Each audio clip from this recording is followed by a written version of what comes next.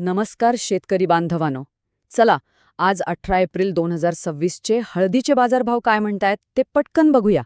आज कोणत्या बाजारात तेजी आहे आणि कुठे भाव थोडे नरम आहेत याची सगळी सविस्तर माहिती आपण घेणार आहोत. आणि आजची सुरुवात तर एका अक्षरशः धमाकेदार बातमीने होते. ऐका, सांगलीच्या मार्केटमध्ये एकदम टॉप क्वालिटीच्या हळदीला चक्क 28,000 रुपयांचा कमाल दर मिळालाय. हो, 28,000. आजच्या दिवसातली ही सगळ्यात मोठी आणि महत्वाची बातमी आहे. बरं, मग आता महाराष्ट्रातल्या 3 मुख्य बाजारपेठांमध्ये काय परिस्थिती आहे ते जरा सविस्तर पाहूया, म्हणजे आपल्याला बाजाराचा एकंदरीत अंदाज व्यवस्थित येईल. सुरुवात करूया वसमत बाजार समितीपासून. तर बघा, इथे लोकल किंवा बुलंद हळदीला कमीत कमी भाव होता 12,500 रुपये, म्हणजे 12,500 रुपये, आणि जास्तीत जास्त गेलाय 14,900 रुपयांपर्यंत. सरासरी काढली तर साधारण 13,000 रुपये भाव मिळालाय. म्हणजे असं म्हणता येईल की वसमतमध्ये दर आज मध्यमच होते. आता हिंगोलीकडे वळूया. हिंगोली मार्केटमध्ये दर थोडेसे चांगले दिसतायत.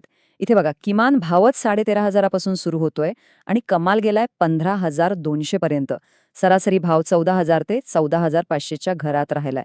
म्हणजे वसमतच्या तुलनेत पाहिलं तर इथले भाव थोडे चांगले आणि स्थिर आहेत, हे नक्की. आणि आता सांगली, जिथे आज दरांनी अक्षरशः कमाल केलीये. राजापुरी हळदीला कमीत कमी 13,000 रुपये भाव मिळाला, हे खरंय. पण जो एकदम अव्वल एक नंबर क्वालिटीचा माल होता ना, त्याला तब्बल 28,000 रुपयांपर्यंतचा रेकॉर्ड ब्रेक दर मिळालाय. ही खूप मोठी गोष्ट आहे. पण मग एक प्रश्न पडतो, बरोबर, की या 3 बाजारांमध्ये दरांमध्ये इतकी मोठी तफावत का? म्हणजे एका ठिकाणी 15,000 आणि दुसरीकडे थेट 28,000. यामागची नेमकी कारणं काय आहेत? चला, तेच समजून घेऊया. हे आकडे पाहिले की लगेच लक्षात येईल. बघा, वसमतमध्ये जास्तीत जास्त दर आहे 14,900, हिंगोलीत तोच आहे 15,200 आणि सांगलीत थेट 28,000. म्हणजे विचार करा, सांगलीचा दर बाकीच्या 2 बाजारांच्या जवळजवळ दुप्पट आहे. हा जो प्रचंड फरक आहे ना, तोच आपल्याला मालाच्या क्वालिटीचं महत्त्व पटवून देतो. तर मग या सगळ्याचं मूळ कारण काय? ते आहे मालाचा दर्जा. एकदम सोपं आहे. ज्या हळदीची क्वालिटी भारी, तिलाच सर्वोत्तम भाव मिळतो. आणि सांगलीच्या बाजारात नेमकं याच उच्च प्रतीच्या मालाला प्रचंड मागणी आहे.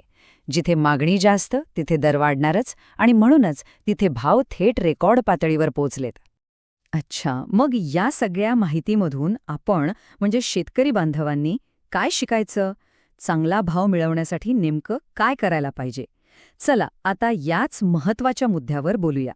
चांगला भाव मिळवायचा असेल तर फक्त 3 सोप्या गोष्टी लक्षात ठेवायच्या आहेत. सगळ्यात पहिली आणि सगळ्यात महत्त्वाची गोष्ट, आपल्या मालाची क्वालिटी, त्याचा दर्जा एकदम टॉपचा ठेवायचा.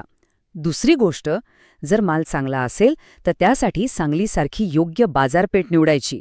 आणि तिसरी गोष्ट, बाजारात मालाची आवक किती आहे आणि मागणी कशी आहे यावर बारीक लक्ष ठेवायचं, कारण दर रोजच्या रोज बदलत असतात.